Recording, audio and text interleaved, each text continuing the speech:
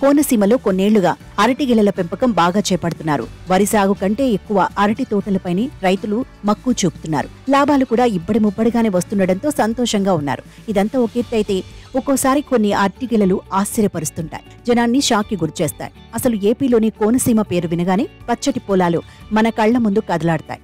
ఎటు చూసినా కొబ్బరి చెట్లు, అరటి తోటలు, వరి పైర్లు మనసుకు ఆహ్లాదాన్ని కలిగిస్తాయి. కోనసీమ కొబ్బరి బోండాలు అంటే ఇష్టపడని వారు ఉండరు. అక్కడి కొబ్బరి బోండాలకు, అరటిగిలలకు ఎంతో పేరుంది. అరటిగిలల పుత్త, వాటి పెంపకం, వాటి పచ్చదనం ఒక అద్భుతం. ఇక అరటి పువ్వు మరో అద్భుతం. వీటితో చేసిన కూర కోస్తా ప్రాంతంలో ఎంతో పాపులర్. అరటిలో ఒక రకం కాదు, ఎన్నో రకాలున్నాయి, ఎన్నో విచిత్రాలున్నాయి. అరటి జలాలను చూస్తూ ఆనందించేవారు ఎందరో అక్కడ తోటల్లో కనిపిస్తారు. అదో అద్భుతం. తాజాగా ఒక అద్భుతమో లేక విపరీతమో తెలియదు కానీ ఒక అరటి చెట్టుకు వేసిన గెలలు ఏకంగా 3000 కాయలు కాశాయి. పంట బాగా పండి అరటి గెలలు భారీ సైజులో దర్శనమిస్తుంటాయి.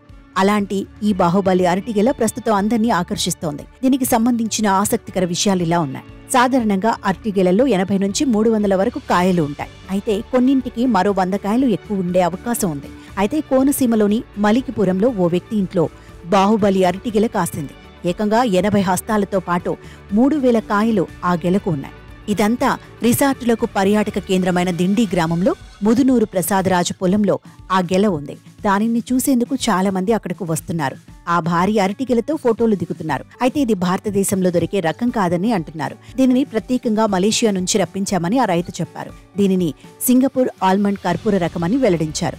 అక్కడి నుంచి పిలక రప్పించి ఇక్కడ నాటినట్లు తెలిపారు. ఈ భారీ గెలకు అరటి చెట్టు వంగిపోకుండా గెడలు సాయంగా పెట్టినట్లు వివరించారు. అయితే ఈ తోటలోని ఈ బాహుబలి గెల వల్ల ఇక అంతా అదృష్టమే అని ఇక్కడ జనాలు సంతోషపడుతున్నారు.